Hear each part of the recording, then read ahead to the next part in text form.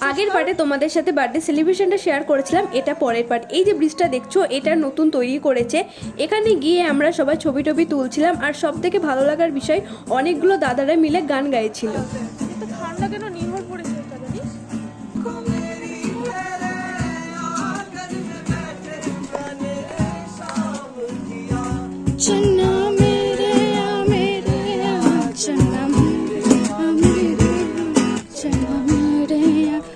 ছবি টবি তোলার পরে আমরা চলে যাই মেঘনা ক্যাফেতে। ওই যে বললাম পার্কের ভিতরে একটা ক্যাফেও করেছে, ওখানে গিয়ে বার্থডে গার্ল আমাদের সবার জন্য অর্ডার করেছিল এগ ফ্রাইড রাইস আর চিলি চিকেন।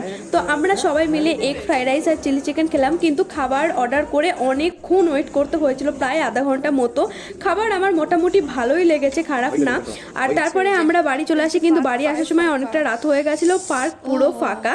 তোমাদের সাথে দেখা হচ্ছে পরের ব্লগে। চ্যানেলটা সাবস্ক্রাইব করে দিও। বাই।